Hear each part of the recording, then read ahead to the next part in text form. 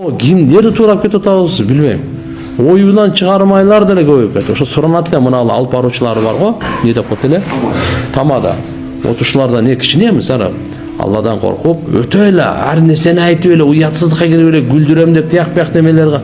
Жок, кичине мындай серьезный Мени тойдун шаны бар, курсанчылык менен болсун. Бирок чек менен да. Тамак бергендерде дагы кичине чек менен ушу 5 порциядан камчесин. Жөн эле исрап болуп атат да.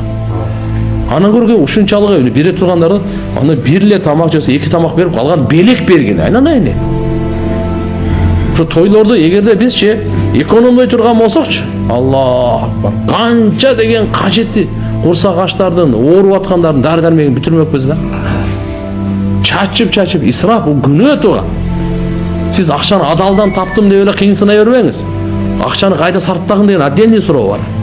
Каяка сарптадың өзүнчө суроо бар. Менен өзүнчө сурайт Алла Таала, сизден өзүңүзчө сурайт. Атаңыздан өзүнчө, апаңыздан өзүнчө, аялыңыздан өзүнчө. Ар ким өзүнчө сурак берет. Кайдан таптың, кайда сарптадың? Ошон үчүн кичине иншалла пайдалуу нерсеге сарптайлы. Караңыз туугандар. Биз жарыбайбыз. Эгерде чаканын түбүн бүтөмөйүнчөчү, сизге эч качан береке токтобойт. Исрапкерчиликтин тешигин бүтөмөйүнчө бизге береке токтобойт. Чакага түбү тешик болсо, үстүнө канча сүт куйсаң деле канчага чейин алып барасың. Үйүңө жеткенге эмес, көчөнүн жарымында эчтерсе калбайт. Исрапкерчиликтин эшиктерин жабыш керек. Алла Таала айтып атат, шайтандын достору деп атат. Исрапкерчилик кылгандар табзир деп аша чагып. Ошон үчүн ушунчалык акчаңыз көбөйүп атса, айтыңыз, кай сарптагандын багытын айтып беребиз. Бирок азыркындай эмес да.